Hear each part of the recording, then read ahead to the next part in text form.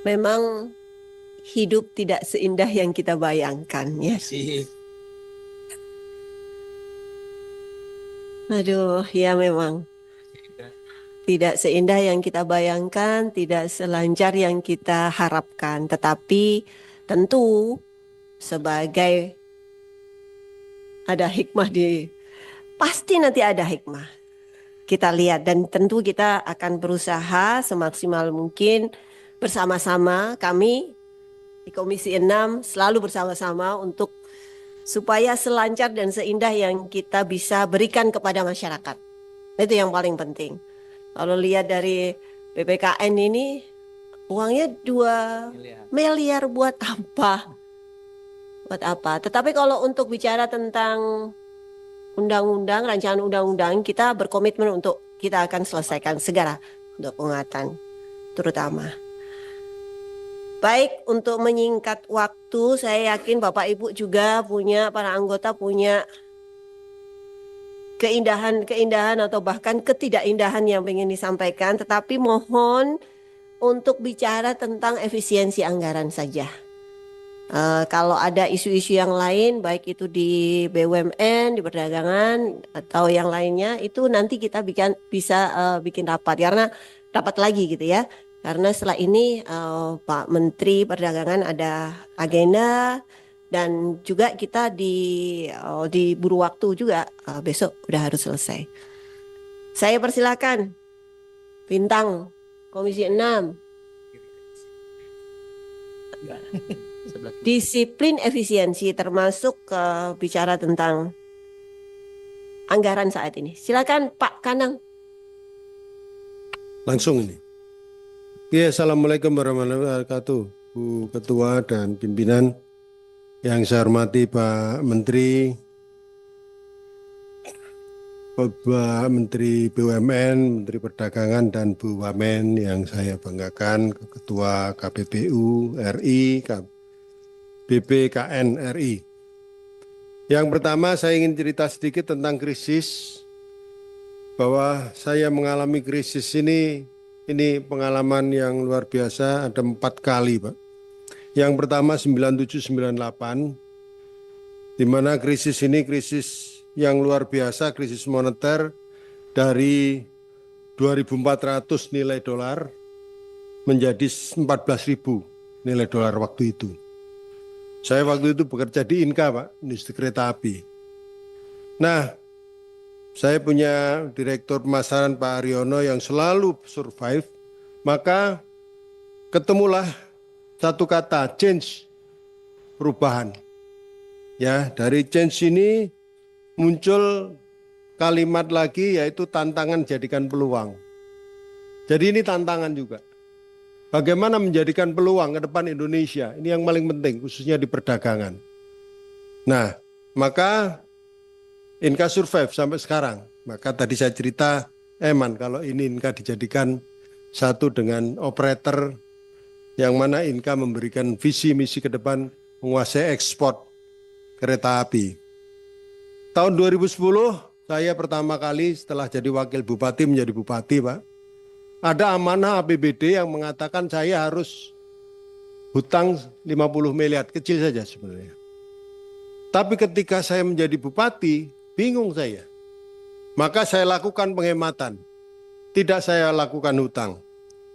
Maka seperti rapat ini, mohon maaf, rapat gini tidak ada snack. Laporan kepada pimpinan sudah tidak ada kertas yang utuh lagi. Harus kertas bekas. Kemudian jam kerja dikurangi. Kecuali jam kerja yang untuk pelayanan. Nah, ini melakukan penghemat ini bisa dilakukan di semuanya, termasuk di perdagangan. ATK dikurangi. Dulu ATK gila-gilaan Pak. Satu dinas itu bisa sampai 4 miliar. Saya minta 1 miliar pun akhirnya bisa. Hal-hal seperti ini. Kemudian perjalanan dinas dan lain sebagainya. Dari penghematan yang harusnya 50 miliar kita hutang, mampu melakukan penghematan 100 miliar. Artinya masih surplus lagi 100 miliar. Nah, hal-hal ini. Nah, kemudian krisis ketiga COVID Pak. Tahun 2020 2020 ya. Itu mulai COVID, maka hari-hari pikiran kita hanya COVID, hari-hari kita hanya refocusing. Sama dengan ini. Dikaji ulang lagi, untuk ditata kembali. Clear masalah itu. Nah sekarang masuklah krisis anggaran. Maka krisis anggaran ini kembali lagi bagaimana kita menata hati semuanya. Menata semua pikiran kita bahwa ini adalah problematika kita semua. Bukan hanya problematikanya DPR, tidak hanya eksekutif, legislatif, tapi masyarakat. Dari banyak krisis moneter, krisis lokal, krisis COVID, krisis anggaran, maka satu, komunikasi aktif. Itu penting, Pak. Ini saya melihat belum sampai kepada komunikasi aktif kepada sampai terbawah, sampai kepada semua pihak yang terdampak terhadap kebijakan ini. Kemudian mencari terobosan di mana tantangan tadi menjadi peluang. Ini penting sekali. Kemudian kalau tadi dibilang banyak pihak mengatakan bahwa ini hanya lemak-lemaknya saja. Sedang otot dan nadinya tetap berjalan. Pertanyaan saya satu, dagingnya kemana? Jangan dagingnya dikasihkan orang. Ayo kita cari daging-daging yang lain untuk menutup krisis anggaran ini. Nah, contohnya katakanlah kita pertambangan, Pak. Ya, pasir laut dan lain sebagainya. Banyak hal yang bisa kita ambil gitu. Bukan ini diberikan orang lain. Kenapa diberikan orang lain? Enggak kita sendiri BUMN yang mengelola. Itu saja saya kira. Ya, sehingga ini bisa tertata, kita cari daging. Tidak hanya menghilangkan lemak, tapi dagingnya juga kita harus cari untuk kesejahteraan masyarakat kita. Terima kasih. Wassalamualaikum warahmatullahi wabarakatuh. Waalaikumsalam. Terima kasih. Mas Mufti Anam. Assalamualaikum warahmatullahi wabarakatuh. Terima kasih pimpinan. Sebelum ke Kementerian Perdagangan dan BUMN, saya pengen menyampaikan beberapa hal dulu untuk BPKN dan KPPU, karena jujur mendengar paparan BPKN dan KPPU tadi mendidih hati saya, Bu. Panjenengan tahu bahwa hari ini sedang ada kisruh namanya mafia skincare. Jenengan tahu orang karena KPPU, mohon maaf saya garis bawahi dulu bahwa saya yakin ini karena Presiden tidak tahu, karena Prime Minister mungkin tidak tahu, sehingga saya perlu sampaikan di tempat ini agar kemudian BPKN dan KPPU ini tidak dianggap hanya angin berlalu. Saya ingin mereka diberikan penguatan ke depan, itu tujuan saya. Jadi jenengan tahu bahwa hari ini sedang ada kisruh mafia skincare. Dan ketika itu terjadi, kita tidak bisa berharap banyak sama namanya BPUM. Karena kita tidak tahu, ada oknum-oknum mungkin di sana yang sedang dikangkangi oleh mafia tadi, kami tidak tahu. Tapi kami lihat bahwa KPPU dan BPKN di sini belum berperan banyak. Maka ketika anggarannya, apalagi BPKN tadi hanya tinggal 2 miliar begitu. Lalu apa yang bisa diharapkan rakyat dari BPKN dan KPPU begitu? Jenengan tahu, hari ini yang hadir memproteksi agar skincare tadi tidak membahayakan untuk rakyat, yang hadir bukan KPPU, yang hadir bukan BPKN, tapi namanya dokter detektif, namanya Niki Nabirzani. Tapi bayangkan mereka yang proaktif untuk memberikan sosialis soal itu, hari ini doktif dikriminalisasi, hari ini Niki Nabirzani juga dipersekusi begitu. Begitu juga dari sisi pengusaha. Bayangkan si namanya Sela Sokya juga demikian. Dia hari ini dibully oleh rakyat, padahal ini belum tentu benar atau salah. Karena yang menilai hanya asumsi-asumsi saja. Karena kenapa ini terjadi? Karena ya BPKN tidak hadir di tengah-tengah mereka begitu. Lalu kalau rakyat saja tidak tahu kemana mereka harus berkeluh kesah. Rakyat yang mereka membela rakyat selama ini akhirnya harus dipersekusi, akhirnya harus dikriminalisasi. Lalu kemana rakyat kita ini harus mengadu begitu? Kalau kemudian BPKN harus anggarannya dipotong sekian besar sehingga tidak punya taring untuk melakukan sesuatu. Begitu juga dengan KPPU. Kami lihat bahwa hari ini tidak ada satu kata pun kalau jenengan cek di Google, KPU melakukan satu hal soal mafia skincare. Bayangkan hari ini sebenarnya banyak sekali UMKM kita yang tumbuh di daerah, yang mereka memperkerjakan ibu-ibu rumah tangga untuk meracik skincare ini. Tapi kemudian karena mafia-mafia skincare yang sudah berskala besar tadi itu, mereka dihabisi melalui tangan-tangan, ya panjenengan tahulah tangannya siapa itu. Kita ini kan sekarang harusnya fokus bagaimana industri dalam negeri kita tumbuh. Bukan saling mematikan. Kita harus bersaing dengan produk dari China, namanya apa itu, scientific dan sebagainya, dengan harga yang murah dan bagus. Tapi industri dalam negeri kita dibunuh oleh sesama kawannya. Dan di sini KPPU BPKN tidak berbuat apa-apa. Maka harapan kami soal anggaran 2 ini bisa dipertimbangkan karena rakyat sedang menunggu negara hadir di tengah-tengah mereka. Ini skincare hanya soal kecil, banyak hal-hal lain yang terjadi seperti ini. Kemudian selanjutnya kepada Pak Menteri BUMN, pertama tentu kami sampaikan apresiasi Pak. Kami turut bangga karena Menteri BUMN kalau menurut survei LSI menjadi salah satu dari 10 menteri yang berkinerja terbaik di bawah kepemimpinan Pak Presiden Prabowo.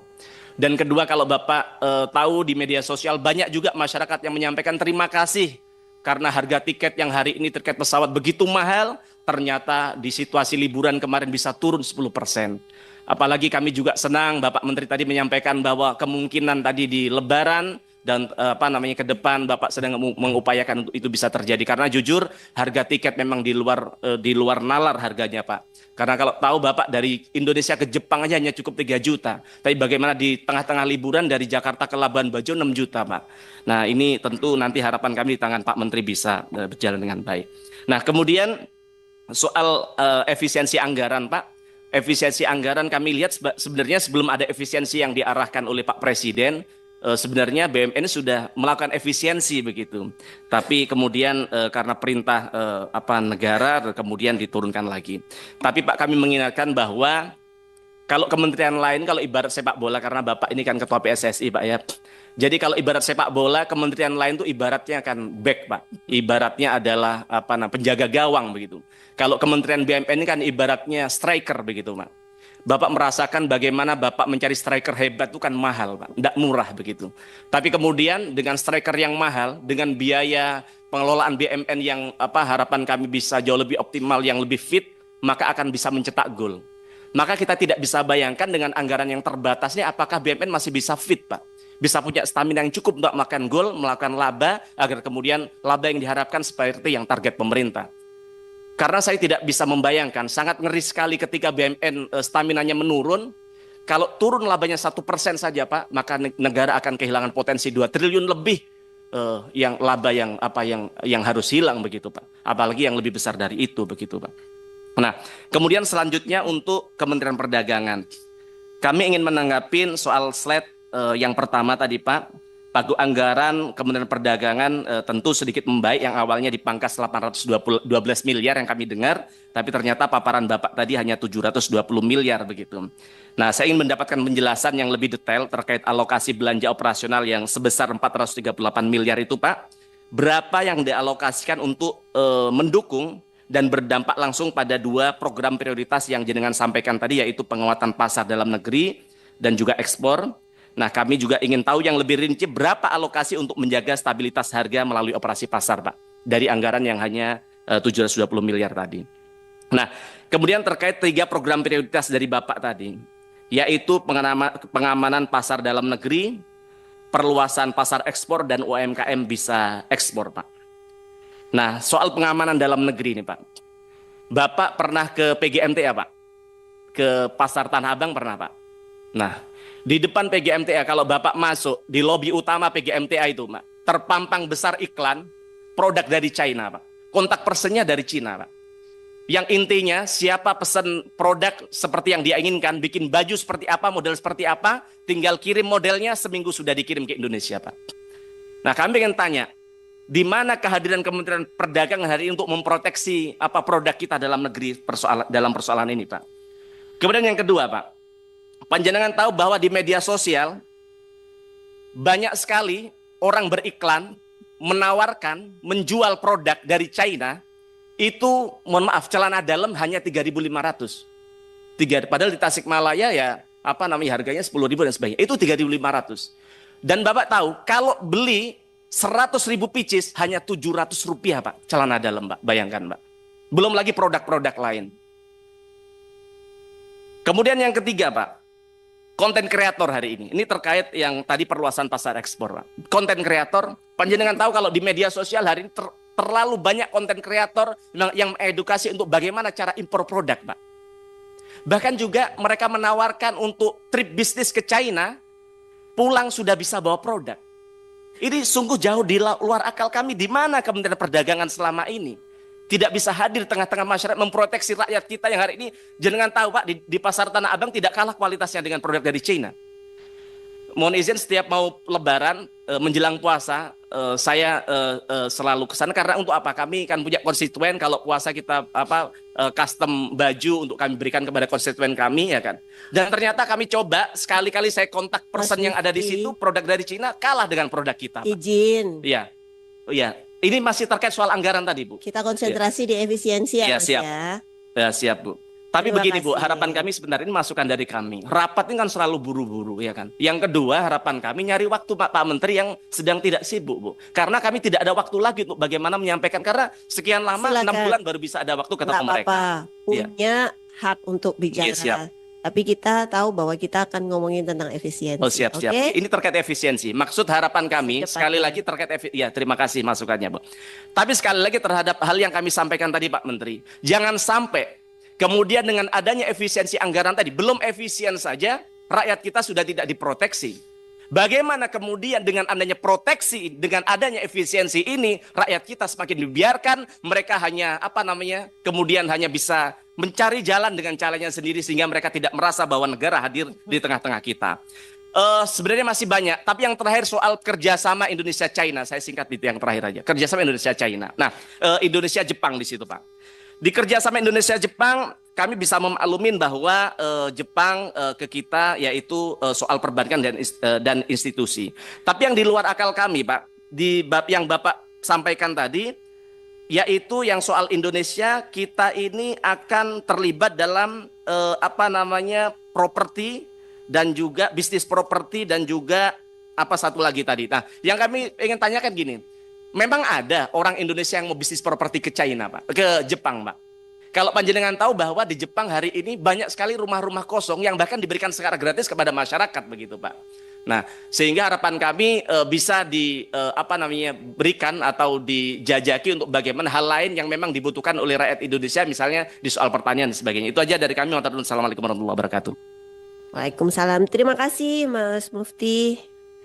Selanjutnya Pak Sartono. Ya.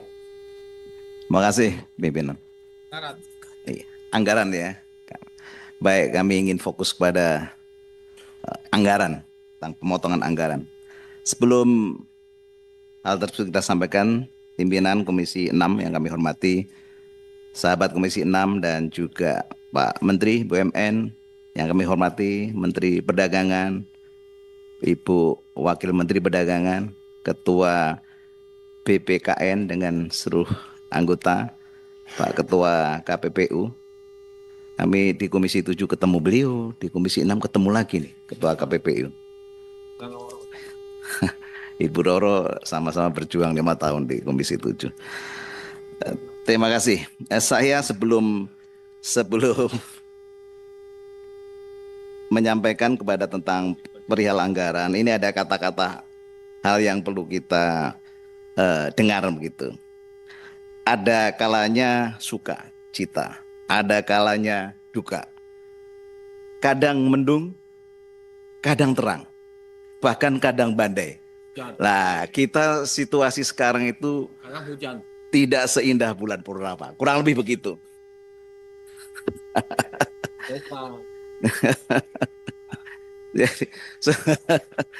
Jadi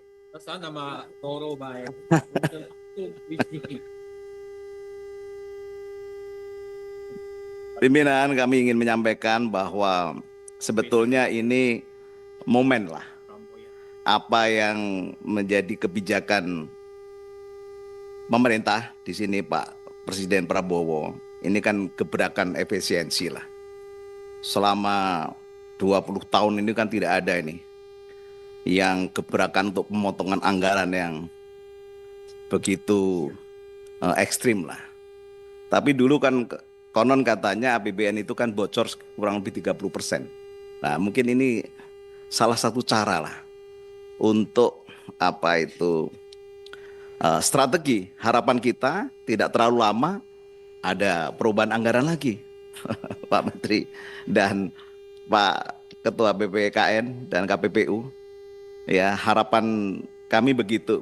Siapa tahu dengan gebrakan ini di mana program-program yang substansi, yang esensial begitu, dan juga yang berkualitas tentunya itu bisa diminimize menjadi berkualitas untuk menghantarkan ya pertumbuhan ekonomi kita ke depan.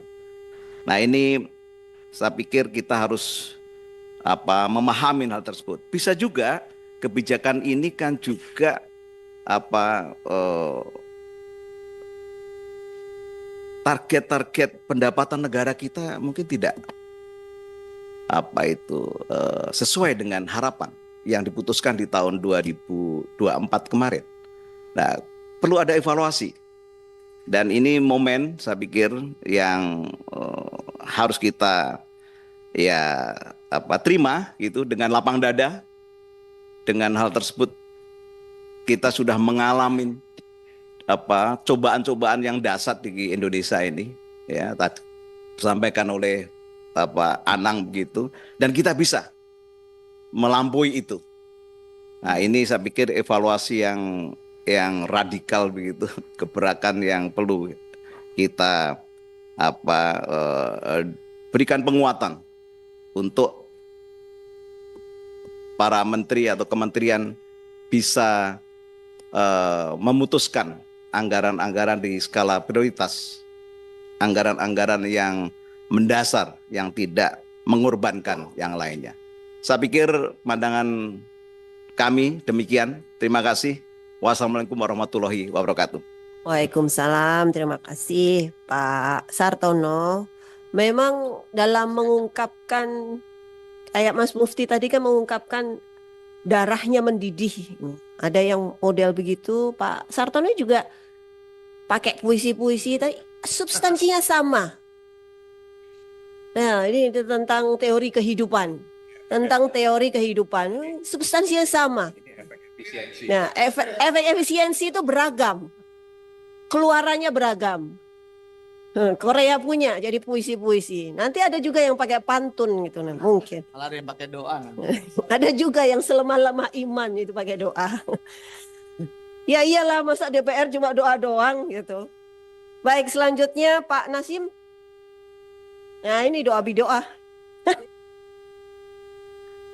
Terima kasih Ibu Ketua yang kami banggakan, kami sayangi, kami cintai dan luar biasa. Pimpinan Bapak Nurdin, Bapak Eko yang ganteng, Bapak Adi yang ganteng, dan semua yang gagah, dan rekan-rekan Komisi 6 yang kami sayangi. Ibu Ketua tadi pertama sudah. Ibu Ketua, Masya Allah Ibu Ketua. Yang ini, berkahnya Komisi 6 itu dipimpin seorang yang memang benar-benar luar biasa, berkredibel dan segalanya. Ya, insya Allah nanti saatnya kita ada waktunya tabayun bersama ya.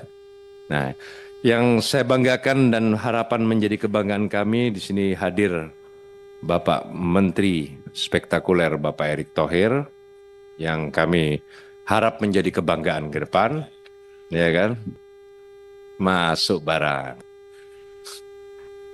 Yang pasti selalu didampingi Mas yang ganteng Rabin, terima kasih, dan semua jajaran BUMN yang hadir pada hari yang sudah menciptakan sejarah GCG dalam BUMN kita yang berakhlak. Insya Allah semoga berakhlak juga regenerasi subholding dan semuanya nanti, holding dan subholdingnya Pak Erick. Yang kami harap menjadi kebanggaan Pak Mendak, Pak Budi, yang sudah memang lama di Mendak, mulai dari Sekjen, kita bertemu dari sebelum jadi Sekden, dari Sekden sekarang jadi Menteri Pak, luar biasa. Nanti Dek, saya kebiasaan manggil Dek kepada Roro ini, iya kan? Kebiasaan Dek Roro, Ibu Roro sekarang, karena sudah menjadi wamen, jadi tambah cakep di Roro. Alhamdulillah. Memang bersyukur Pak Budi ini, kalau sudah didampingi di Roro. Insya Allah semoga Mendak yang ke depan, yang juga Pak Karim, ada Pak Karim ya? Ada Sekjen, oh ada Pak Karim ya, Pak Moga, ada Pak Moga. Nah Pak Moga ini yang PKTN yang sangat berat situasi kondisi saat ini. Yang pasti BPKN, kalau di sebelah saya ada Mufti Anam, ya, yang sebelah BPKN ada Mufti Mubarok. Terima kasih Pak Mufti ya. Pak Saiful juga yang selalu setia. Yang pasti KPPO, Fasrul Asa, terima kasih. Yang selalu didampingi Pak Aru dan rekanan semua komisaris KPU dan semua rekan-rekan yang hadir. Saya tidak panjang lebar Bu Ketua dan pimpinan. Dari efisiensi yang kita bahas pada hari ini, jujur semua KL membahas efisiensi ini. Kalau kita bilang kurang, selalu kurang. Ya kan? Kita bilang cukup pun masih kurang. Kita bilang lebih pun masih kurang. Itu manusiawi, ya kan? Tetapi maksud tujuan misi visi dari Presiden Bapak Prabowo ini, bagaimana kepentingan ini bisa dirasakan efisiensi ini oleh masyarakat, oleh rakyat, oleh bangsa Indonesia. Itu yang harus digarisbawahi. Bukan malah menjadi kericuhan, provokatif, atau salah dalam menjalani melangkah yang diambil oleh para pembantu menteri-menteri dan lain-lainnya. Itu yang terjadi pada saat ini. Seperti yang kita lihat sebelumnya ini. Dan itu yang ke depan kita harapkan jujur. Memang KL selalu berkata, efisiensi ini Pak, paling tidak mentok 5-7 bulan sudah KO katanya. Iya kan? Tapi sekarang sudah muncul lagi restrukturisasi. Kalau dulu ada refocusing ya Bu Ketua ya. Sekarang restrukturisasi, nanti ada apa, ada PBNP dan semuanya akan berjalan. Yang penting satu, kami berharap rakyat utamakan. Pak Menteri, khususnya Pak Menteri Mendak, sudah jelas. Pak Moga juga sudah jelas menjelaskan kemarin, kita butuh sekarang gambaran dari Pak Menteri. Kenapa sampai hari ini menjelang bulan Ramadan, yang katanya HET minyak itu bukan hanya di luar HET harganya melambung tinggi, tetapi sekarang malah langkah minyak.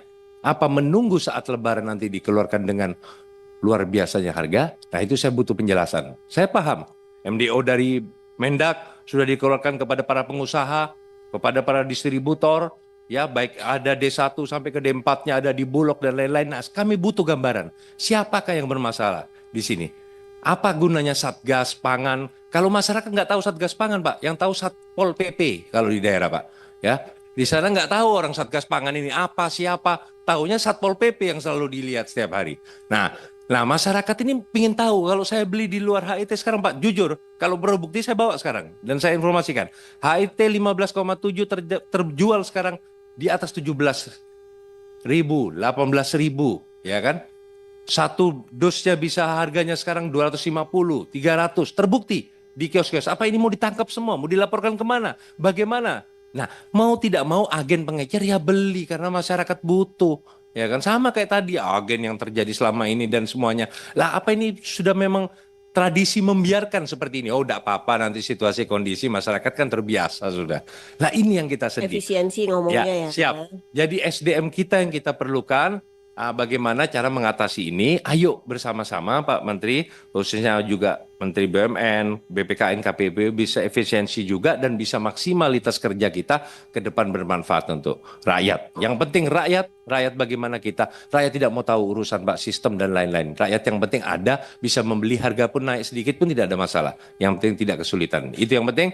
Nah kalau kita berbicara panjang, kata Bu Ketua tadi tidak bisa panjang-panjang sebetulnya. Sebetulnya banyak yang perlu kita bahas, tapi ya mari sama-sama kita, ya seperti tadi, tabayun demi kebaikan dan bangsa kita, rakyat kita. Terima kasih. Wallahul muwaffiq ila aqwamit thoriq. Wassalamualaikum warahmatullahi wabarakatuh. Salam. Terima kasih Pak Nasyim. Ini caranya memuji-muji juga. Padahal kekecewaan juga. Silakan Mbah Bardi. Mas Eko, Mbah Bardi mau bicara. Jangan diajak bicara ya. Mohon maaf pimpinan. Yang saya hormati segenap pimpinan Komisi 6 DPR RI dan seluruh anggota yang hadir pada kesempatan hari ini. Dan tentunya juga saya hormati Wakil Pemerintah, ada Pak Menteri BUMN, Pak Menteri Perdagangan, dan KPPU serta BPKN. Semuanya adalah orang-orang yang senior, yang sudah tidak orang baru di pemerintahan. sudah mengalami proses periode yang lalu. Sehingga saya berharap dengan adanya ujian, menurut saya ujian, bukan badai, ini ujian.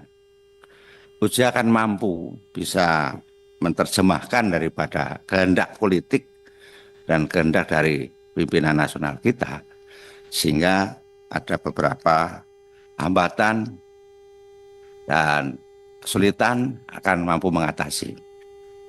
Nah, saya ingin sedikit mencermati dari apa yang telah dipaparkan oleh beberapa dari kementerian dari BUMN, Perdagangan, KPPU, dan BKPN. Yang pertama saya mencoba mencermati dari Pak Erik ya, BUMN. Ini sangat rigid lah. Cuman saya melihat, ingin menanyakan aja. Sejauh mana contoh ya, pengurangan ATK 90%. Ini lahan biasa. Kasarnya, apa kertas mau diganti daun. Nah, artinya ini sangat luar biasa loh. ATK yang tadinya 100% tinggal 10%. Nah, mohon nanti saya nggak ingin ada satu rincian ini biaskan enggak. Cuman apa strategi apa, konsep apa yang bisa menjadikan dari 100% menjadi hanya 10%. Ini adalah ide yang berlian menurut saya. Itu luar biasa. Yang kedua juga ini, karena rata-rata mereka yang motong dari pemerintah kan 50%. Nah, yang semati yang di atas 5%. Yang menonjol. Kemudian pengurangan fasilitas pimpinan. Ini sebuah pimpinan yang luar biasa. Yang memberikan contoh kepada bawahannya. Jadi tidak mau yang mewah-mewah, tapi dikurangi 70%, hanya 30% fasilitas pimpinan. Ini kira-kira seperti apa gambarannya Pak Menteri ini? Ini luar biasa ya. Tapi walaupun pengurangannya ya hampir sama, itu hampir 40-50% juga itu ya. Tapi ini sangat luar biasa menurut saya. Nah, mohon nanti secara garis besar disampaikan langkah-langkah apa ya, seperti juga ini yang 66% penyelesaian perjalanan dinas, ini umum lah, tidak hanya Kementerian BUMN, mungkin seluruh kementerian begitu. Nah, cuman anggaran DPR jangan 60% habis kita. Nah kemudian yang berikutnya adalah dari perdagangan. Kementerian Perdagangan ini hanya global Pak Budi. Ini Pak Budi memang orang baru, tapi bukan baru lagi. Orang lama tapi jadi baru. Jadi udah tahu persis belok perdagangan mengelola manajemen perdagangan berapa lah. Dari mulai bawah direktur, dirjen sampai sekjen sampai sekarang alhamdulillah jadi menteri. Nah, ini disampaikan hanya belanja pegawai 694,37 juta ya. Kemudian belanja operasional 438 miliar. Tapi tidak diberikan breakdown secara garis besar seperti yang BUMN. Coba Pak, bisa nggak kita diberikan breakdownnya? Sehingga apa? Sebagai anggota DPR yang juga punya fungsi budgeting, tidak hanya sekedar dikasih amplop kosong, tidak hanya dikasih gambaran, tapi paling tidak ada inilah strategi yang dilakukan oleh Kementerian Perdagangan itu seperti apa? Minimumnya seperti yang disampaikan oleh Pak Erik tadi, ada gambaran, ada gambaran yang kita bisa memahami. Oh, sisi ini yang diefisiensi, sisi ini yang dipertahankan, sisi ini atau belanja pegawai yang dipertahankan dan sebagainya dan sebagainya. Namun nanti Pak Budi selaku Menteri Perdagangan untuk diberikan penjelasan berapa persennya, masih ada kesempatan untuk saya hitung sehingga kita bisa menilai sebagai yang mempunyai hak fungsi budget itu bisa memberikan, karena kita tidak hanya mendengarkan, tentunya kita akan nanti menyetujui apakah anggaran ini yang revitalisasi ini apakah apa yang dirubah atau diperbaiki ini apakah sesuai tidak, sehingga kita juga tidak hanya kotak kosong lah kira-kira. Nah kemudian untuk KPPU KPPU ya menurut saya miris lah, miris. Tetapi KPPU kan juga punya anggaran yang dari pajak yang BNPB. Nah, sejauh mana tadi udah sampaikan juga ya, anggaran yang dari APBN berapa, yang asapnya APBN. Tapi kan penggunaan pajak bukan PNBP. PNBP ya. PNBP itu berapa dan cara penggunaan yang fleksibel bagaimana? Kalau menggunakan proses panjang kan panjang. Nah, apakah dengan adanya itu akan tidak menjadikan masalah? Nah, coba jelaskan secara ini detail sehingga apa?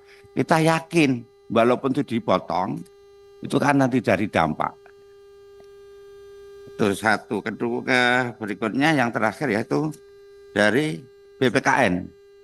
Nah, sebenarnya kalau BPKN itu tidak ada masalah sebenarnya. Kenapa? Basicnya adalah LSM. Di LSM kan tidak pernah ada anggaran. Nah, cuman persoalannya akan mempengaruhi juga bagaimana pengaruh besarnya terhadap dari dampak ini. Nah, kemudian ya, yang saya khawatirkan Bapak Ibu sekalian, dengan adanya keputusan Presiden ini, dibilang bagus-bagus ya untuk ujian kita, untuk kita melakukan satu versi yang secara totalitas secara nasional. Tapi kalau ada yang saya khawatir adalah dampak. Dengan penurunan ini kita karena mendadak ya, karena sesaat aja kita diberi waktu hanya 2 hari. Kemudian dampak utama yang pertama, apakah nanti akan terjadi penurunan terhadap pelayanan publik? Ketika ada penurunan pelayanan publik, itu yang berontak bukan bapak-bapak sekarang, nggak akan berani kita berontak. Tidak akan berani kita protes. Kalau yang protes sudah rakyat bagaimana? Kalau pelayanan publik seperti yang tadi APPU, BPKN, taruhlah ada pengaduan 5 tahun tidak diapa-apain, APPU ada kasus tidak diapa-apain karena tidak ada dana dan sebagainya. Apakah ini tidak menjadikan persoalan menurunnya ataupun tidak percaya publik terhadap kebijakan pemerintah? Ini nolong nanti mungkin disampaikan sehingga tidak anggaran sekedar untuk dikurangi atau ditambah, tetapi konsep fokus utama adalah pelayanan yang berkaitan dengan pelayanan publik. Nah, kemudian apakah dari tadi yang contoh saya ingat Pak KPPU ya, yang ada kanwil nggak bisa memberikan anggaran. Nah, terus mereka mau kemana? Karena mereka kan juga sudah sudah tetap ya, pakai tetap ya Pak ya, sudah kan, bukan honorer, bukan kontrakan. Nah, itu bagaimana? Karena juga berkaitan dengan pemerintah daerah dan sebagainya. Nah, yang ketiga dampaknya adalah yang paling parah ketika nanti sudah tidak ada atau menurunnya, bahkan sudah tidak ada kepercayaan investor terhadap Indonesia, bukan apa? Kebijakan yang tidak permanen. Ada takut kalau suatu saat kebijakan itu dirubah. Nah, apakah itu tidak pada lari? Yang mau datang tidak pergi. Ini yang mohon dari pandangan Bapak-Bapak sekalian kasusnya ini. Sehingga apa? Eksistensi negara itu tetap berjalan, tapi bukan karena kekurangan anggaran, tapi kebijakan yang tidak berubah-berubah, yang itu bisa menjadi pedoman bagi investor yang akan masuk di Indonesia. Itu aja, terima kasih. Assalamualaikum warahmatullahi wabarakatuh. Terima kasih Pak Badri, Mbah Bardi. Selanjutnya Pak Yulisman. Selamat datang di Komisi 6. Terima kasih Bu Ketua. Bismillahirrahmanirrahim. Assalamualaikum warahmatullahi wabarakatuh. Yang kami hormati Ibu Ketua dan para pimpinan dan seluruh anggota Komisi 6. Yang saya hormati Menteri BUMN, Perdagangan dan Ibu Wamen, serta Ketua KPPU dan Ketua BPKN. Berakit-akit ke hulu, berenang ke tepian, Bu Ketua. Bersakit-sakit dahulu, bersenang-senang kemudian. Karena saya dari Riau, sedikit pantun aja ringan-ringan. Nanti kalau yang berat-berat belakangan.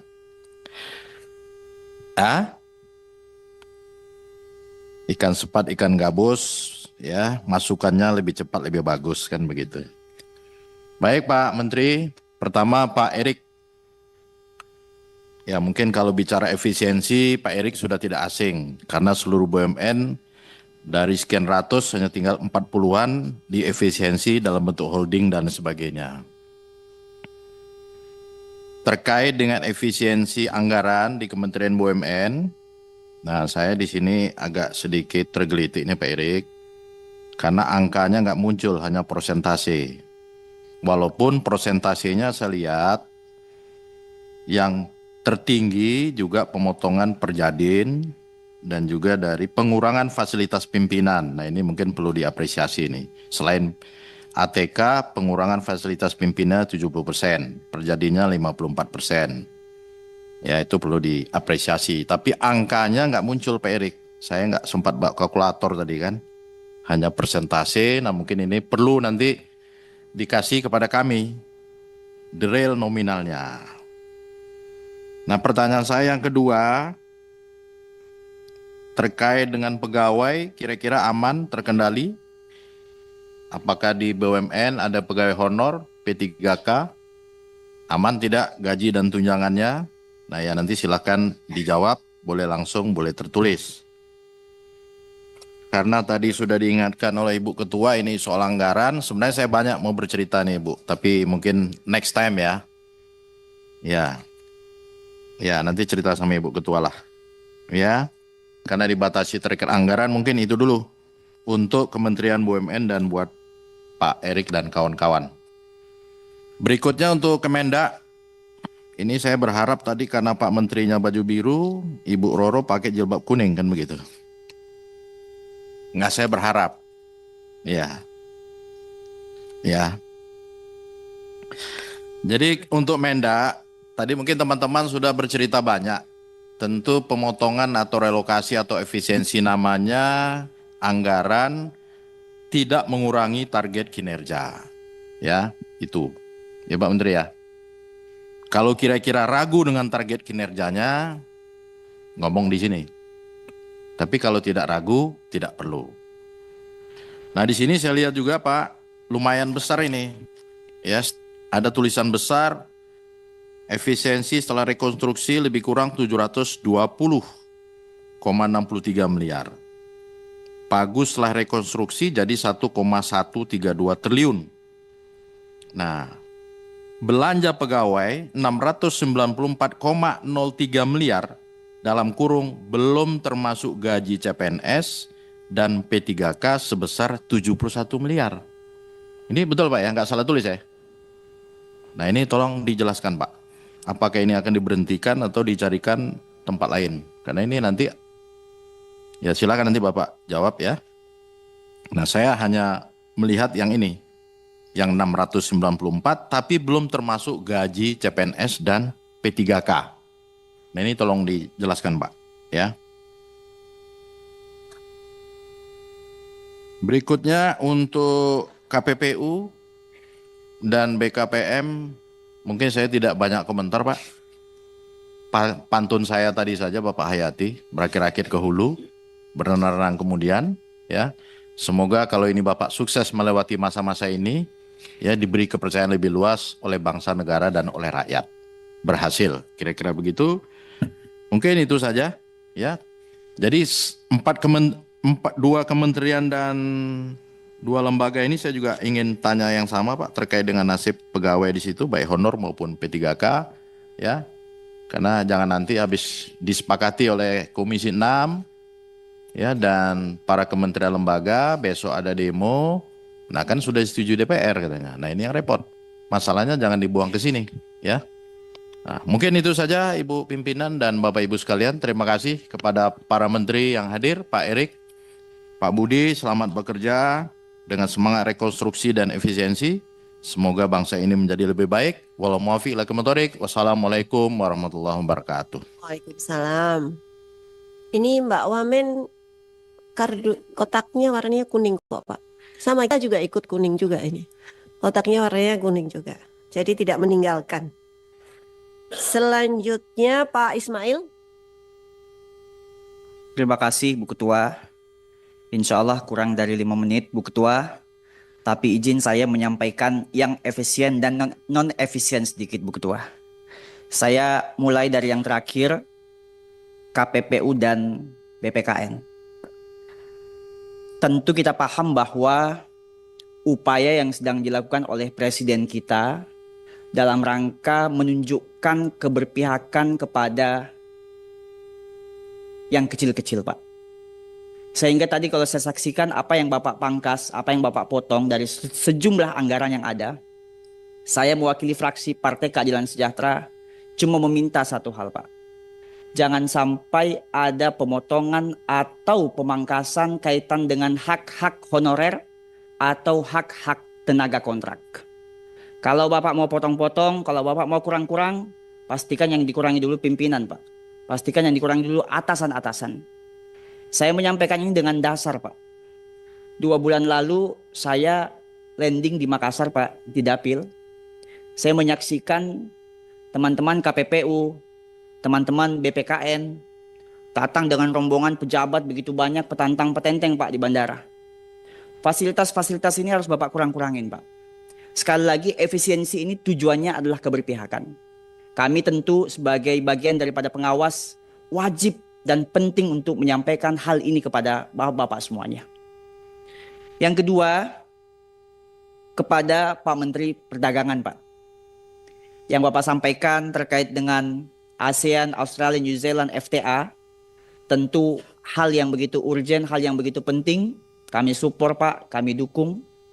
Tetapi Pak, jauh lebih penting daripada itu, menjelang Ramadan, Bapoktan Pak, minyak, beras di dapil kami masih kurang, harganya tidak stabil. Mohon itu jadi perhatian. Selanjutnya untuk Pak Erik, Pak Menteri BUMN, saya menyambung Pak apa yang tadi disampaikan oleh Pak Mufti. Kami bangga Pak dengan Pak Erik. Dan tentu saja saya ingin menyampaikan apresiasi. 88,5% angka kepuasan publik tentu bukan hal yang gampang Pak. Ini Bapak lakukan, Bapak dapatkan karena memang Bapak berkinerja baik. Tetapi kalau saya analisa Pak, artinya masih ada 11,5% yang belum puas. Saya coba mikir-mikir cari-cari apa penyebab 11,5% ini. Ternyata Pak, saya dapat satu jawaban. Saya lihat fakta fenomena Pak, 2 bulan belakangan ini. Terkait dengan copot-mencopot direksi BUMN Pak. Ada yang baru menjabat 7 hari, baru selesai syukuran, tiba-tiba 7 hari berikutnya dicopot Pak. Ini penting jadi atensi Pak, karena kalau kaitan dengan evaluasi rasanya 7 hari belum ada yang bisa dievaluasi Pak Menteri. Berikutnya saya memberikan usulan Pak, ini mungkin juga kaitan dengan efisiensi. Saya 4 bulan Pak di Komisi 6, begitu banyak mendapatkan masukan teman-teman yang ada penempatan di Papua, ada penempatan di Maluku, karena dapil saya Indonesia Timur Pak Erik. Mereka mengabdi 12 tahun, mereka mengabdi lebih dari 10 tahun, begitu susah untuk pulang kampung Pak. Sekiranya kalau bisa dilakukan dan dibuatkan aturan, mereka-mereka yang mengabdi jauh ini, kalau ada protokol khusus setelah power akhirnya menjadikan BUMN kita sangat perform Pak. Dividen kita meningkat ratusan %. Sekarang masyarakat ini rindu Pak. Sudah 2025 Pak Erik kok belum kelihatan lagi gebrakan yang baru Pak. Semoga ada gebrakan baru dari Pak Erik. Terlebih Pak, jangan sampai karena faktor efisiensi dividen kita turun. Kita mau melihat Pak Erik berkinerja lebih baik. Meskipun anggaran dipotong, tapi pastikan dividen terus meningkat dan target terlampaui. Terima kasih Bu Ketua. Assalamualaikum warahmatullahi wabarakatuh. Terima kasih Pak Ismail. Teteh kita, silakan. Teteh Rike. Ya live dulu. Jangan lupa. Pastikan. On dulu. On dulu, benar. Baca dulu. Terima kasih yang Udah, oke. Yang kalau gitu, baiklah. Mati, oke. Assalamualaikum warahmatullahi wabarakatuh. Salam sejahtera untuk kita semua. Om Swastiastu, Namo Buddhaya, salam kebajikan, rahayu. Yang kami hormati pimpinan dan anggota Komisi 6 DPR RI, yang kami hormati Menteri BUMN beserta jajarannya, yang kami hormati Menteri Perdagangan, Wakil Menteri Perdagangan beserta jajarannya, dari KPPU, Bapak Ketua KPPU, kemudian Ketua BPKN beserta jajarannya dan hadirin yang hadir pada rapat siang hari ini. Bapak Ibu yang kami hormati, ternyata efisiensi anggaran itu begitu dijalankan tidak sederhana. Karena yang sederhana itu rumah makan Padang. Udah serius, Pak Erick Thohir udah melotot. Bener kan Mas Eko? Iya. Jadi ada catatan penting bahwa pertama tentu saya secara pribadi maupun fraksi, saya kira Pak Adi dan Pak Mufti sebagai Kapoksi sudah tidak ada, dan juga Komisi 6 mendukung arahan Presiden agar terjadi efisiensi anggaran.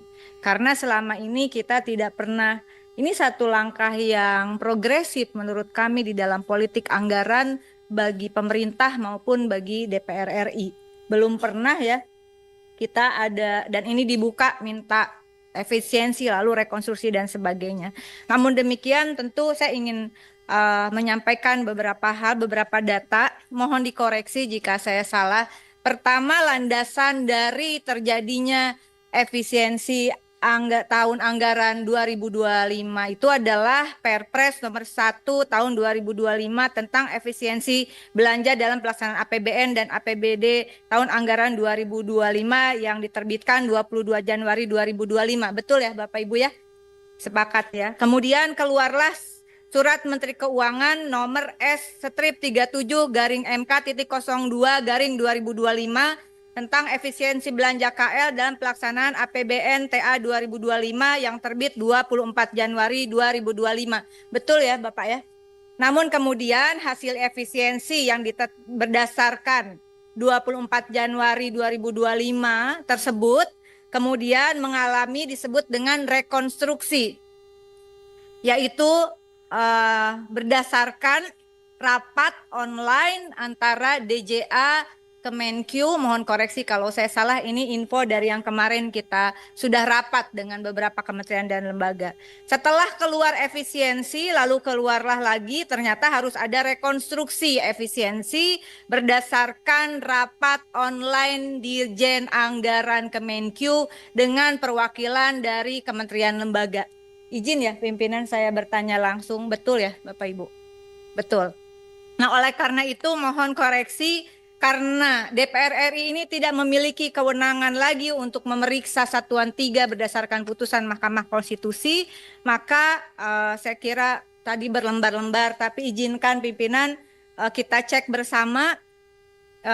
Kementerian BUMN Pagu APBN awal 2025 adalah senilai 277.498.437. Betul ya Bapak ya?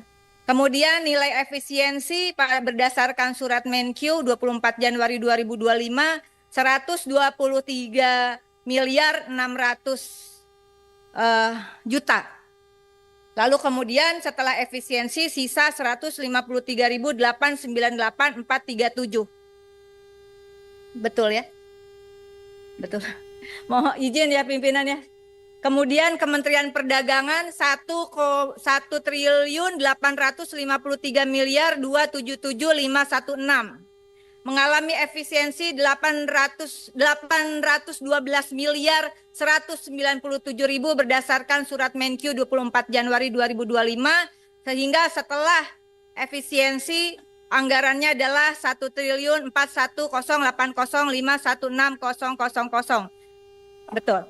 Kemudian KPPU Pagu APBN awal 105.373.198.000, efisiensi surat 24 Januari Kemenkyu 42.200 juta. Setelah efisiensi artinya KPPU mendapatkan 63.173.198.000.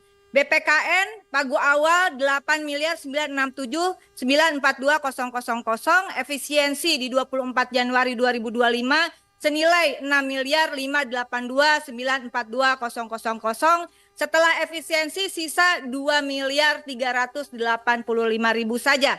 Lalu kemudian nilai efisiensi tadi direkonstruksi pada tanggal 11 Februari 2025 sehingga nilai efisiensi berdasarkan rapat online DJA Kementerian Keuangan beserta perwakilan dari KL adalah Kementerian BUMN mendapatkan efisiensi 115.524.996.00 dan setelah rekonstruksi 11 Februari sisa 161.973.441.000. Kementerian Perdagangan mendapatkan nilai efisiensi setelah rekonstruksi 11 Februari 720.632.453.000 sehingga setelah efisiensi sisa anggaran adalah 1,1 triliun 302 miliar 645.063.000. KPPU setelah efisiensi 11 Februari 2025 lewat rapat online Kemenkyu, DJA Kemenkyu adalah 37.900.000 sehingga setelah rekonstruksi 67.473.198.000. Betul ya? Betul ya. Nah, saya juga ingin menyampaikan bahwa tadi karena ini menjadi pertanyaan berbagai pihak. Belanja pegawai Kementerian BUMN senilai 77.619.364.000. Kemudian Kementerian Perdagangan 609.037.509.000 termasuk titipan belanja pegawai dari BPKN. Betul Bapak? Kemudian KPPU belanja pegawai 46.898.893.000. Nah, kenapa saya sampaikan mumpung masih ada waktu, mohon tadi juga sudah disampaikan. Belanja pegawai pertama adalah Bapak Ibu jangan hanya belanja pegawai tetap di BUMN dan pegawai PNS P3K yang ada di badan begitu ya, di komisi, di KPPU dan BPKN.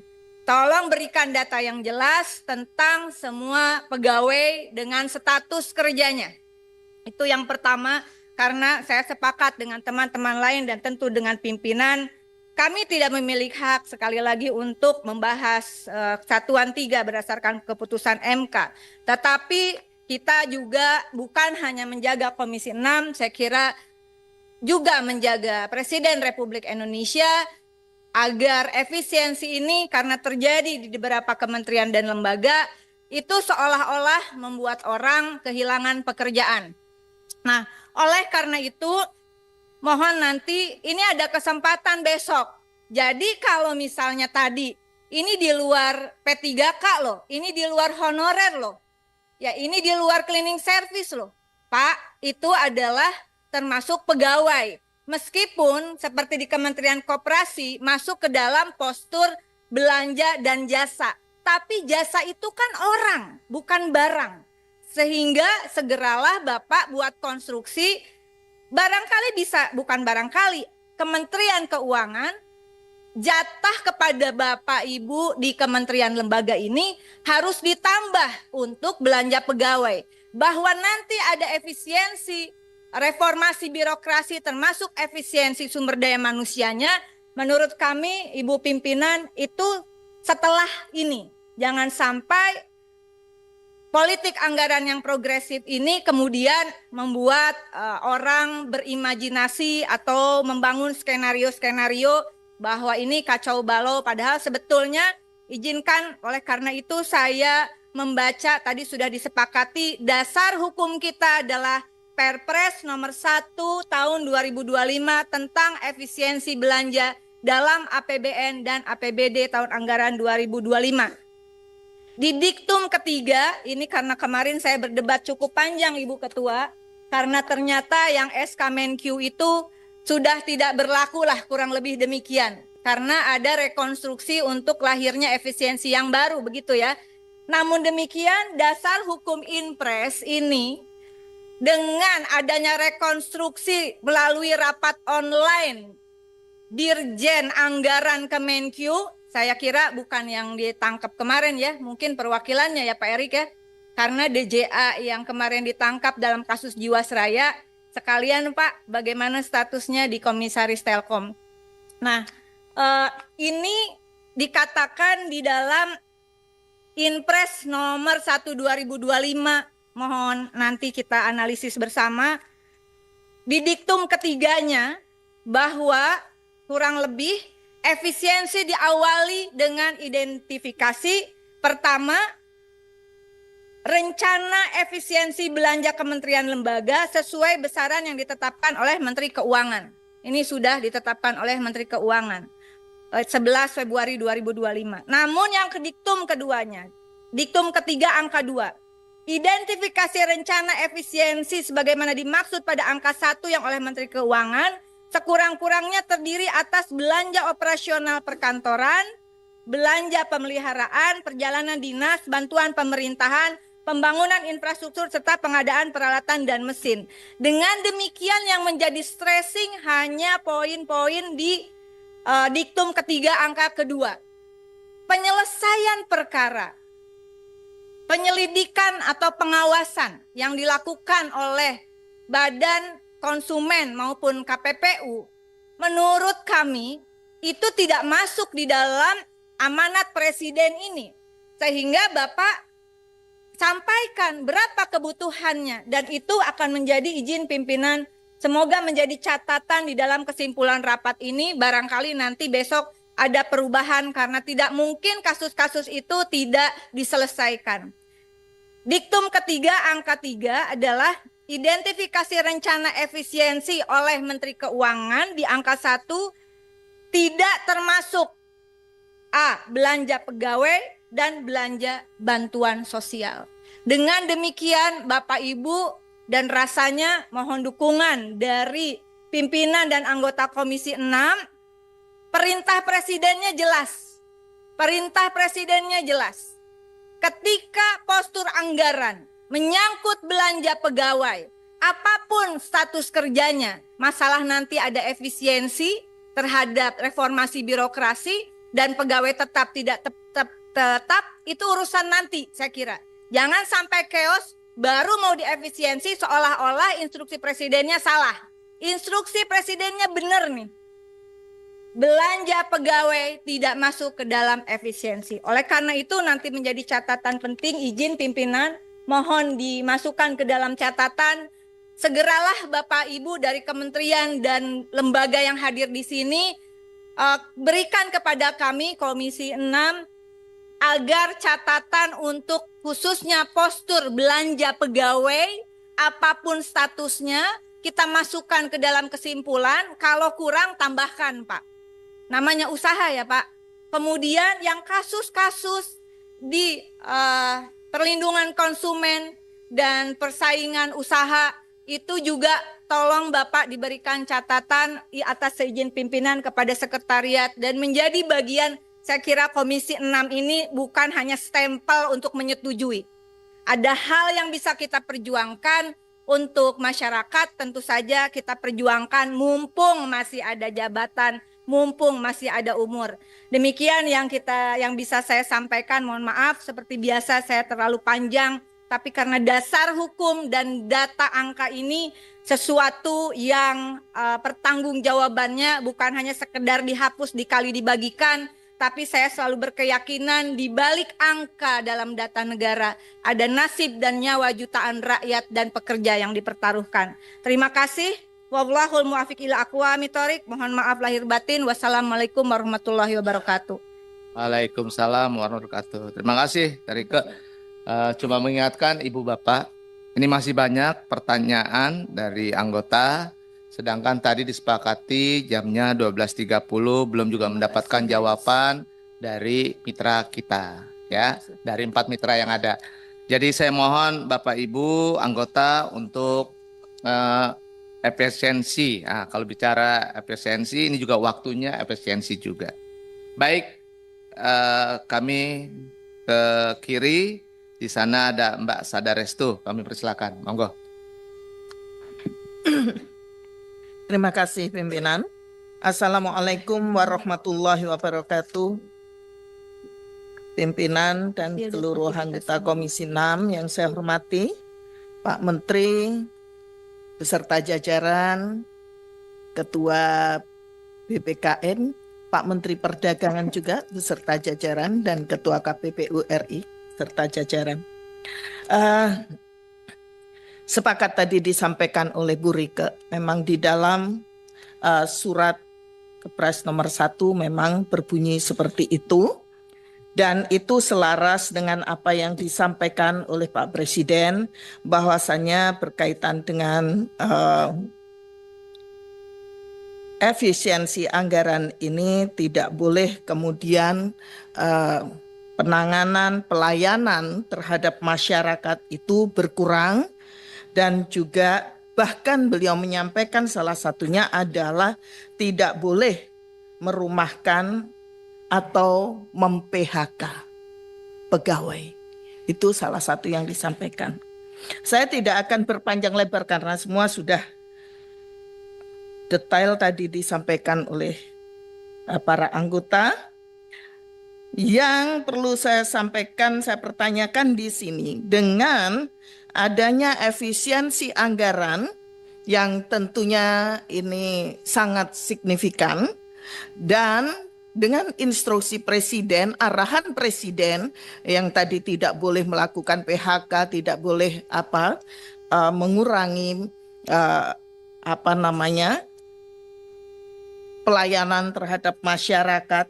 Lalu bagaimana strategi cara yang paling tepat dan cepat dari seluruh kementerian di sini, Kementerian BUMN, Perdagangan, dan juga KPPU dan BPKN dalam melayani atau menangani permasalahan-permasalahan yang ada di tengah-tengah masyarakat.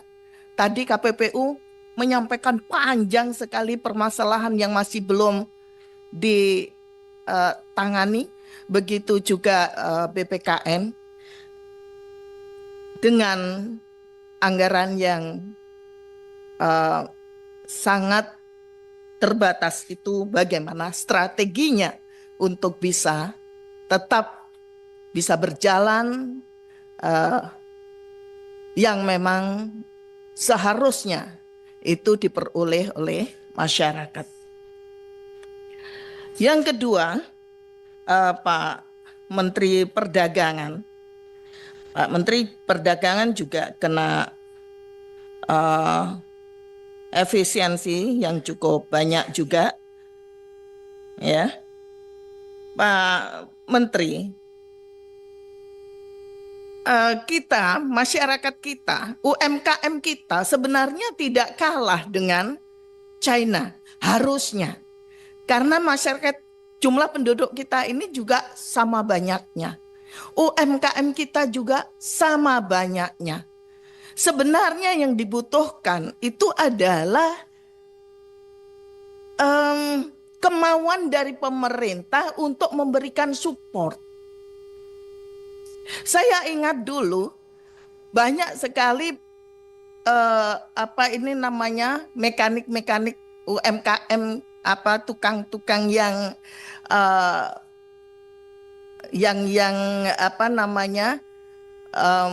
bikin mesin-mesin seperti penggilingan, bahkan ada yang membuat onderdil sepeda motor dulu di Sidoarjo, ya.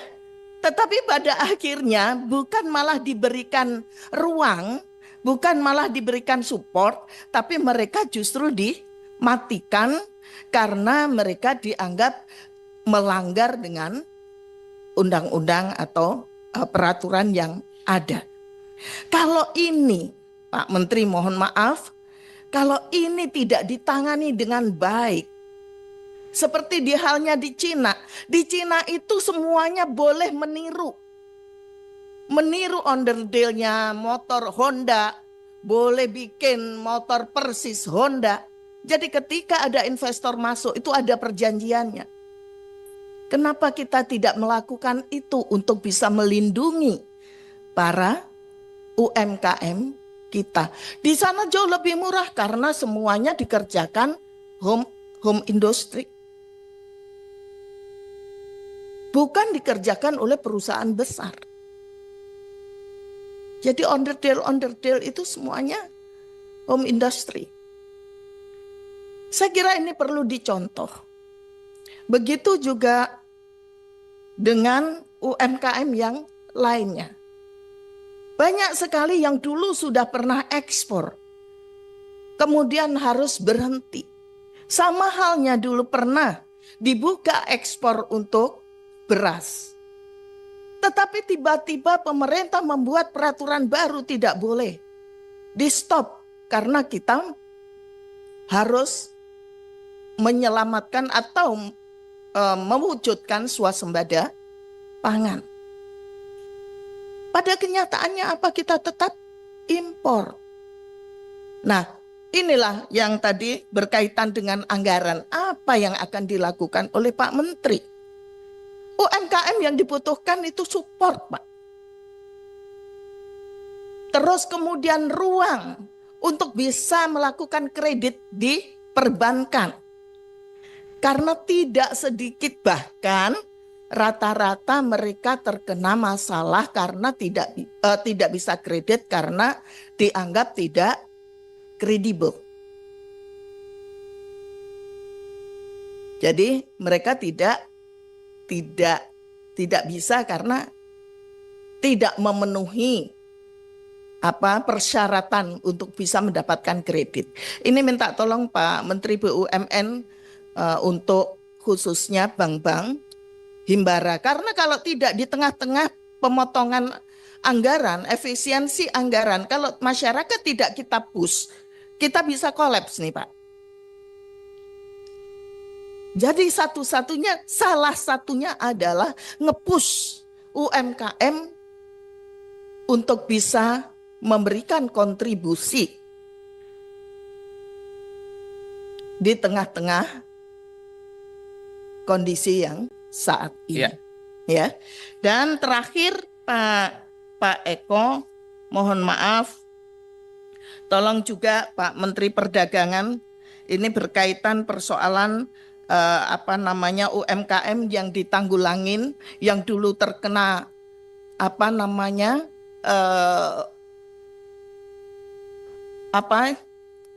lumpur lapindo, yang kemudian mereka sekarang harus berhenti.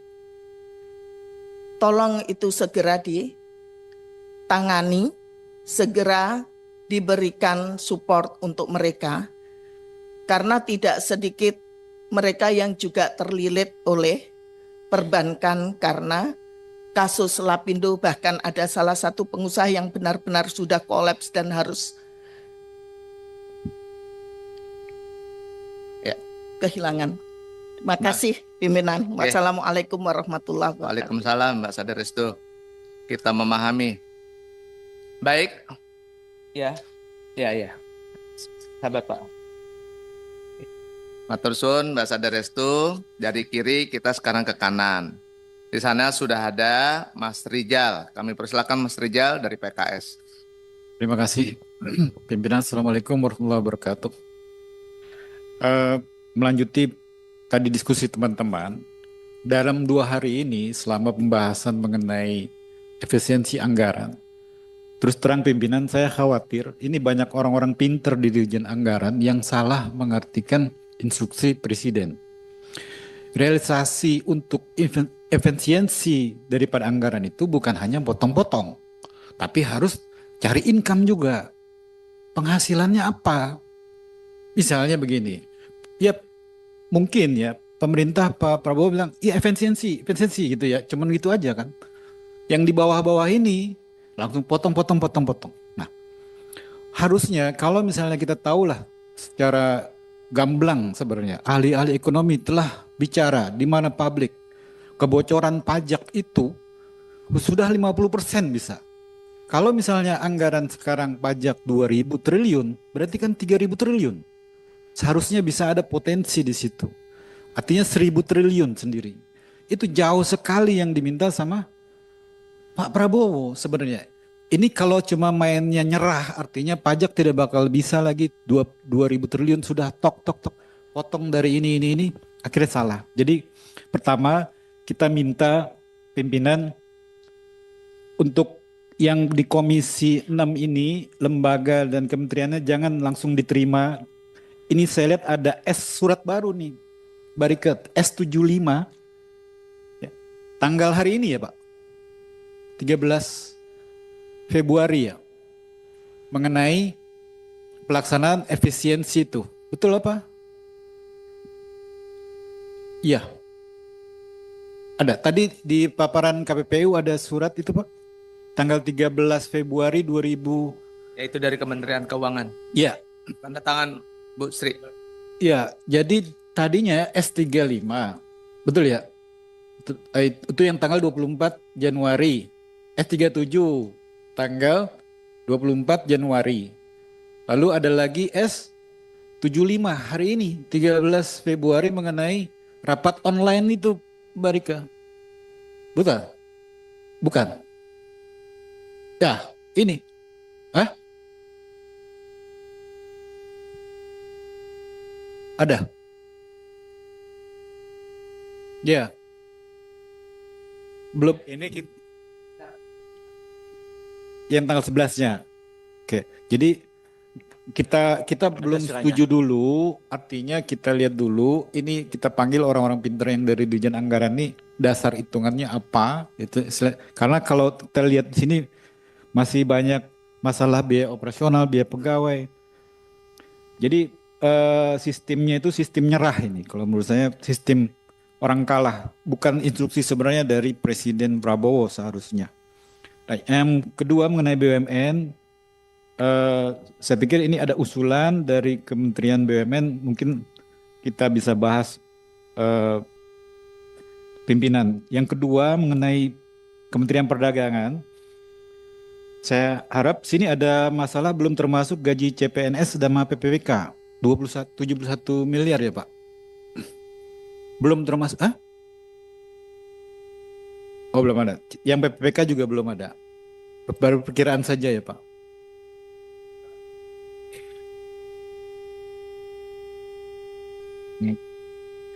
Terus kalau belanja operasional itu begini, perdagangan ini kan hulunya itu di pasar Pak, pasar-pasar ya, di pasar-pasar untuk terus terang banyak sekali pasar-pasar di daerah itu pada rusak. Nah ini apakah biaya operasional ini masuk untuk revitalisasi pasar? Itu yang harus dilihat lagi Pak, mohon. Sama yang masalah tekstil, itu tekstil juga problem. Itu jangan sampai anggaran-anggaran untuk perbaikan misalnya stimulus mengenai tekstil atau apa jadi hilang. Itu yang bahaya Pak.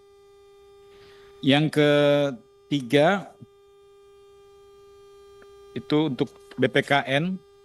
Ini kayaknya usulan dari Dirjen Anggaran ini nggak masuk akal. Mungkin kita tanya nanti dia berakal apa enggak. Yang keempat untuk KPPU ini betul tadi kata rekan kita Barike, banyaknya usaha-usaha yang dilakukan oleh KPPU dari penanganan itu sangat sistematis sehingga harus dipertimbangkan lagi kepada pimpinan. Sebenarnya KPPU ini mintanya berapa jadinya Pak? Jadi berapa kira-kira? Dari kan 105 sekarang turun jadi 67,4 ya. Nah, yang diharapkan itu dari Komisi 6 jadi berapa itu mungkin harus disajikan Pak supaya kita bisa pendukung. Artinya surat Kementerian Keuangan yang kemarin ini kan surat ya. Apakah tidak perlu Komisi 6 itu memutuskan? Saya pikir sih harusnya dapat persetujuan harusnya dari Komisi 6 untuk itu ya. Jangan sembarangan saja itu Kementerian Keuangan itu bikin anggaran-anggaran seperti ini yang dimana Pak Prabowo sendiri nggak tahu. Saya yakin nggak tahu ya. Ini orang-orang pinter saja yang di belakang, yang di bawahnya menteri. Pak Bu Menteri juga mungkin nggak tahu. Dia lagi pusing, dia tanda tangan aja. Dia nggak baca detailnya. Itu yang kita khawatirin. Jadi kita harap dari lembaga dan kementerian Komisi 6 untuk tidak langsung setuju. Terima kasih pimpinan. Assalamualaikum warahmatullahi wabarakatuh. Ya, terima kasih. Mas Rijal dari PKS, kaitan dengan tadi nomor S75, ada poin 2 yang buat saya boleh menjadi catatan bahwa efisiensi anggaran belanja kementerian atau lembaga tahun anggaran 2025 tidak termasuk belanja pegawai dan belanja bantuan sosial. Itu yang surat yang baru masuk di 13 Februari. Selanjutnya ada 5 poin, nanti mitra bisa mendapatkannya. Baik, setelah Mas Rijal, kami berikan kesempatan untuk sahabat kami dari Golkar, Ahmad Labib, kami persilakan. Terima kasih pimpinan, Bu Anggi, Pak Eko, Pak Nurdin, dan Pak Adi, Pak Menteri Perdagangan, Menteri BUMN, BUMN, dan Kepala BPKN, Kepala Ketua KPPU, dan semua jajaran. Saya hanya ingin mendapatkan gambaran besarnya atas efisiensi dan restrukturisasi anggaran ini, karena setahu saya belanja negara itu punya kontribusi terhadap pertumbuhan ekonomi, gitu.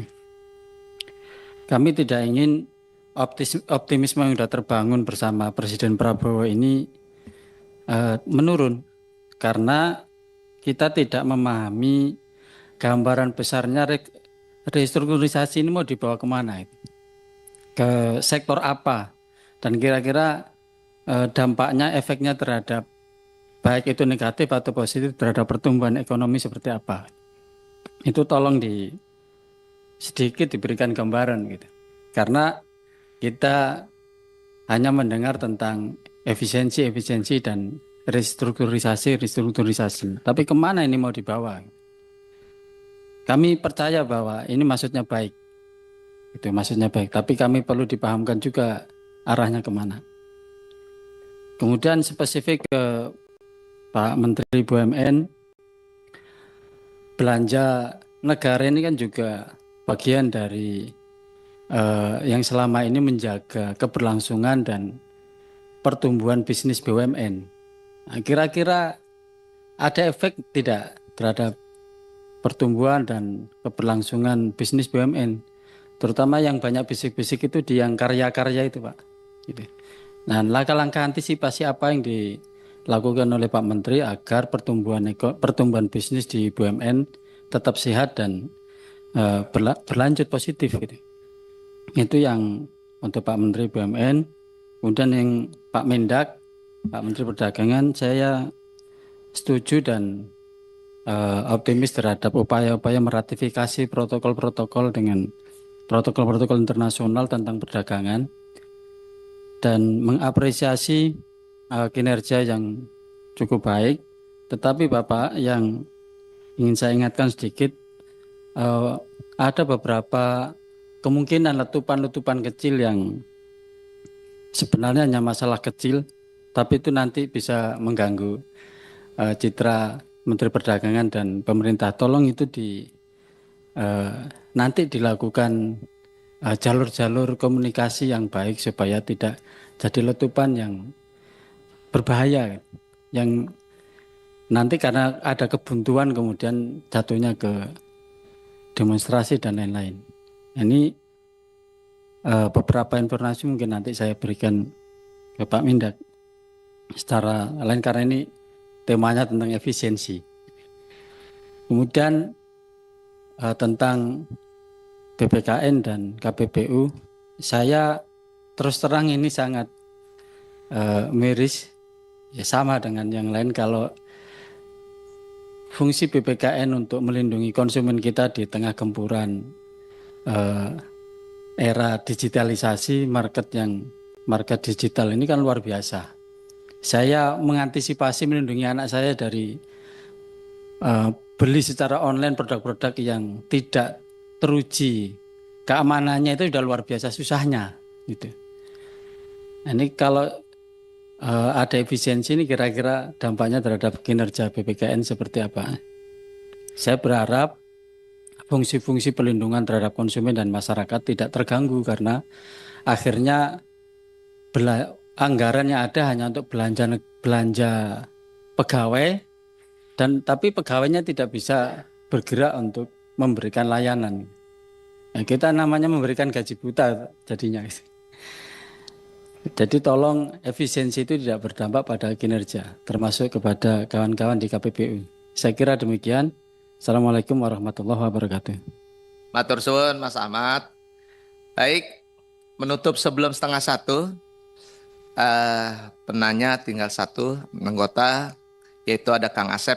Mangga Kang Asep dari Nasdem. Baca doa. Silakan.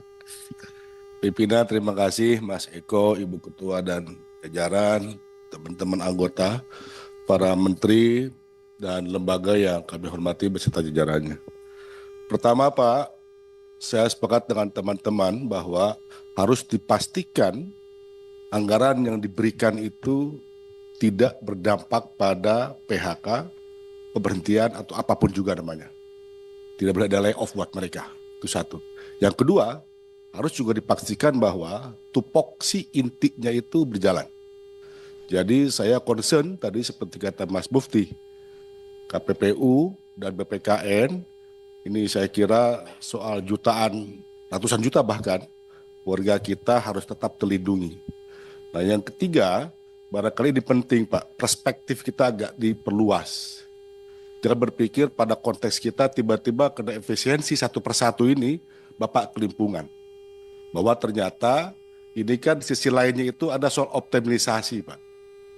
Ada optimalisasi pendapatan yang barangkali itu trennya menurun.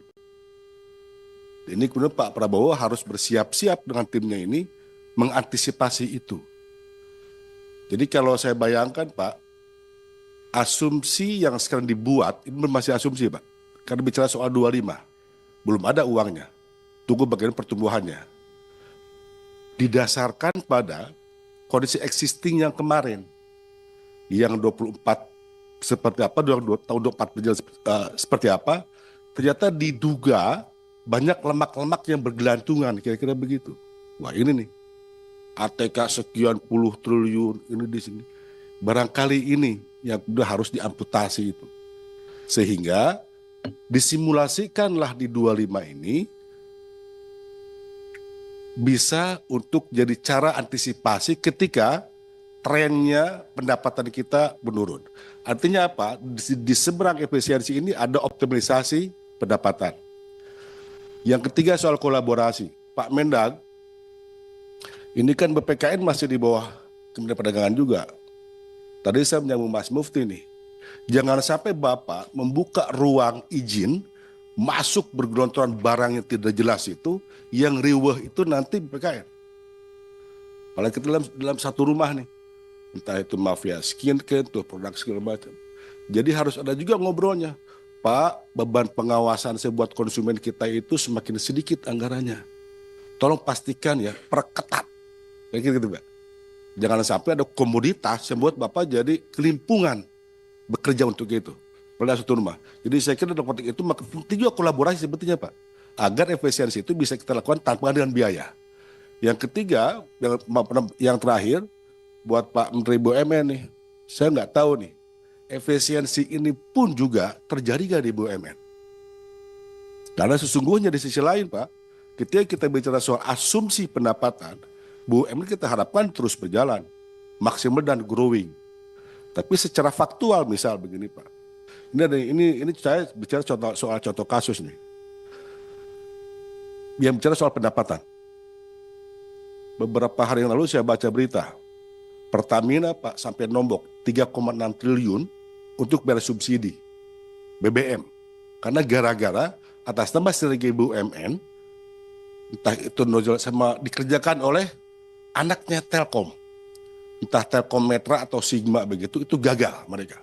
Sehingga kemudian ketika gagal, Pertamina tidak punya data untuk dapat kompensasi subsidi BBM-nya ke Kementerian Keuangan. Akibatnya apa? 3,6 triliun Pertamina harus nombokin dari itu. Jadi uang itu juga ada di situ. Ini salah satu contoh. Jadi sesungguhnya Pak Menteri, ini saya khawatir, ini kan bedanya teman-teman kita semua ini kan pakai APBN nih. BUMN pakai uang negara juga yang dipisahkan. kita dipantau ketat. Mereka berpikir ketika uang dipisahkan itu seperti uang nenek moyangnya aja, Pak. Ada untung besar, sebelum diberikan ke negara, saya bikin anak perusahaan baru. Capeknya, OPEX-nya, segala macamnya, itu kan duit-duitnya sebetulnya mesti jadi potensi keuangan negara juga. Menjadi potensi pendapatan kita semuanya. Jadi saya kira barangkali, Pak Menteri, pastikan tuh di BUMN itu, Pak. Kebocorannya, fraudnya, dan begitu banyak kegagalan-kegagalan proyek gitu yang akhirnya merugikan juga BUMN dan mengurangi asumsi pendapatan yang akhirnya apa? Ke Kementerian Bapak, ke Kemendak, ke lembaga yang lain terdampak. Ini saya kira salah satu PR agar kemudian konteks bicara efisiensi ini pun juga kita hadapkan dengan soal potensi optimalisasi, barangkali kita juga abai di situ. Pimpinan saja, terima kasih. Ya, terima kasih Kang Asep dari Nasdem. Kami kembalikan lagi ke Ibu Pimpinan. Kami persilakan, Bu. Baik, terima kasih Mas Eko. Dari meja pimpinan, Mas Adi mau bicara? Oh, cukup. Baik, Bapak Ibu, Ibu Wamen terutama, kan ibunya cuma Ibu Wamen juga. Ini bukan Ibu, Mbak, maafin. Adiknya Bang Nasim.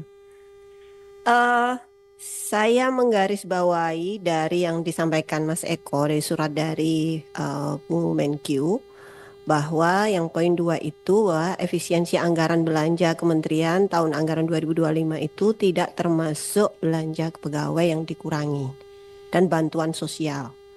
Ini adalah aturan atau memastikan bahwa tidak ada honorer-honorer, kemudian tidak ada PHK di instansi Bapak Ibu sekalian. Karena mereka yang memang sangat butuh dan mereka yang bekerja juga. Isu yang diangkat oleh Bapak Ibu anggota tentang di mana efisiensi tadi sudah banyak masukan. Termasuk juga tadi yang dibahas misalnya efisiensi di ATK misalnya. Yang memang sekarang harusnya ya paperless, harusnya nggak terlalu banyak beli-beli kertas atau pulpen gitu kan. Karena kita ketik semuanya gitu. Kira-kira begitu. Nah, yang poin 3 menarik juga, efisiensi anggaran belanja kementerian lembaga tahun anggaran 2025 dilakukan terhadap belanja barang yang tadi saya sampaikan dan belanja modal. Yang di situ sudah ada tuh lampirannya yang saya yakin Bapak Ibu juga semuanya sudah menerima. Yang pengen dipastikan oleh Bapak Ibu sekalian para anggota bahwa semua efisiensi itu tidak berdampak terhadap pemberdayaan dan layanan. Pak Mufti jangan manduk-manduk, uangnya nggak ada jenengan. Termasuk juga dukungan ini yang harus diantisipasi juga. Misalnya kayak BUMN itu dukungan proyek prioritas nasional kayak gitu supaya tetap. Jadi memang lemak-lemak yang kemudian kita efisiensikan. Ini tantangan lah menurut saya. Tantangan bagi kita semuanya untuk bisa olahraga gitu ya, sehingga lemaknya yang kemudian dihilangkan. Yang ada itu tadi yang disampaikan oleh salah satu anggota yang mengatakan bahwa itu ya nadi dan otot yang memang untuk bergerak. Saya pikir itu, saya persilahkan. Oh iya ya, saya akan nambah 30 menit. Cukup Bapak Ibu? Maksimum. Sampai jam 13. Baik, saya persilahkan Pak Menteri, Pak Erik dulu, Pak Budi, dan dilanjutkan seterusnya. Silakan untuk merespon. Silakan Pak. Nah, izin pimpinan dan tentu anggota Komisi 6 yang terhormat, saya hanya